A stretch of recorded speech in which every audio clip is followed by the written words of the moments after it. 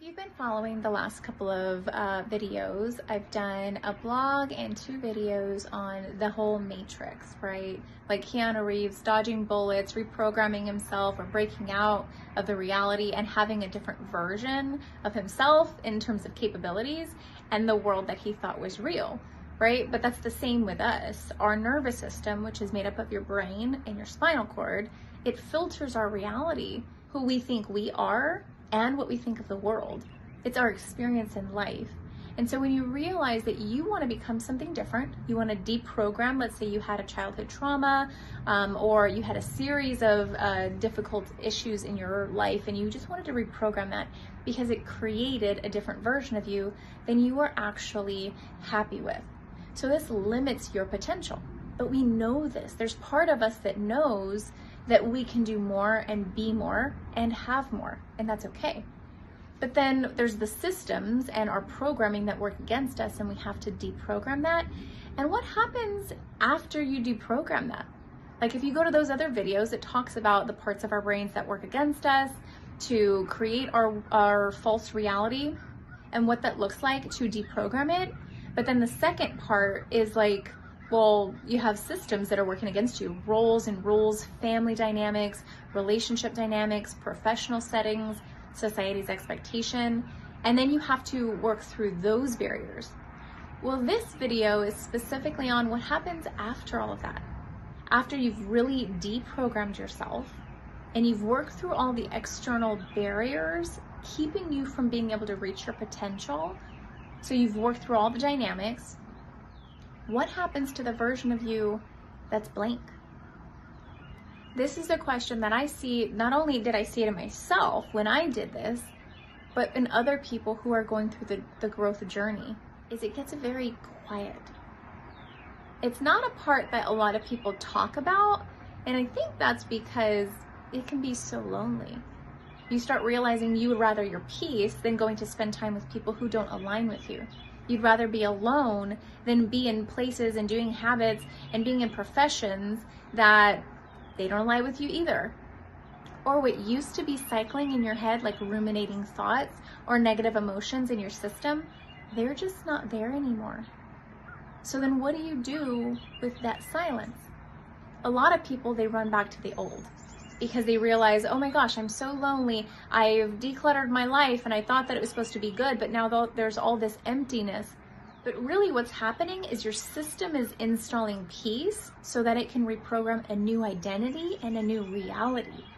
Because our system is operating off of programming. So when you get rid of that, it doesn't have anything. So everything gets very quiet. Your emotions get very neutral. It's not apathy, and there is a huge difference. But it's also not loneliness, but we think that it is because we're not used to being whole individuals. We're used to thinking that people, places, things, professions, habits, hobbies, a busy mind, that's who we are. And when this silent period happens, it actually shows you that wasn't you. That was your programming. And now that that's gone, what are you going to do? This is an invitation. It's asking, who do you want to become? What do you want in your life? And what are you willing to do to have it? And then you have to start taking actionable steps towards it. This is when you actually realize that you've been a co-creator of your environment the entire time.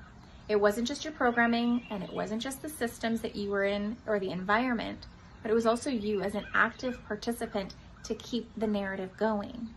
But when the narrative comes down and then there is no narrative because you've worked on so much, and then you get that stillness and that quiet, now it's up to you.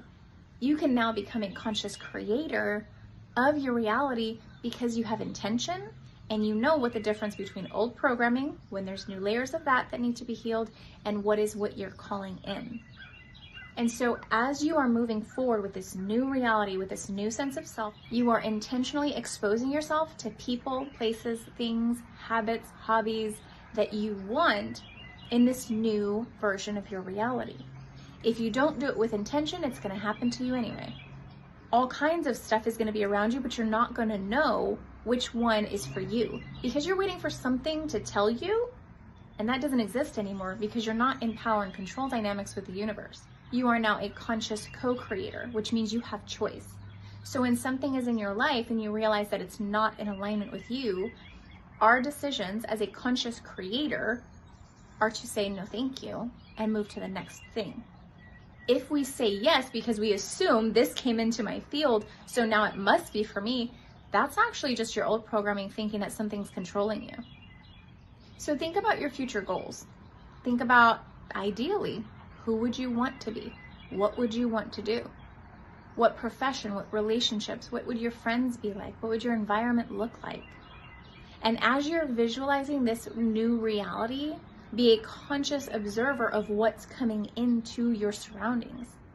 As you're doing that, you'll realize you go back and forth between a couple of different things. One, your old programming still has old layers. You got to heal that. Two, this thing that you just brought into your field, or it floated into your field, now that you're a conscious co-creator, you can decide, is it in alignment or is it not in alignment? If you bring something into your field, or you have this experience where you're confronted with an opportunity and you really, really want it and it's not in alignment with you, sometimes you're not in alignment with it.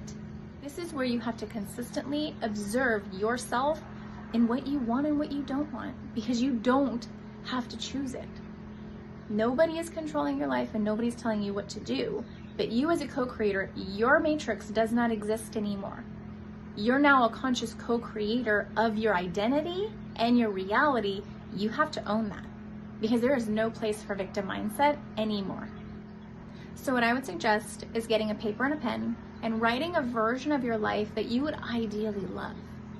And then see what parts of you don't resonate with that and work on them. And then see what parts of that story they probably don't resonate with you because they may be too high. And if that's too much work for you to put in to get that reality, just alter the story. And then let's see how it feels now. Always checking in with your nervous system, because it knows if something's not in alignment, it will trigger it. But you have a choice. This is where it's fun, because it's actually moving you towards what you said you wanted. And you can change that at any moment. But it's us not knowing what we want and what we're willing to do to be able to be the person we want with the life that we want. So if this is something that you want help with, go to the link below. There is a free masterclass on the problem with the law of attraction, because a lot of people don't realize just how much our nervous system is interlinked with this whole process. And I tell you some tips and tricks that I learned through when I was walking the journey, because it really helped to know that, but I didn't learn it until after or during. So I'd really like to give you that information now. I'll see you next time.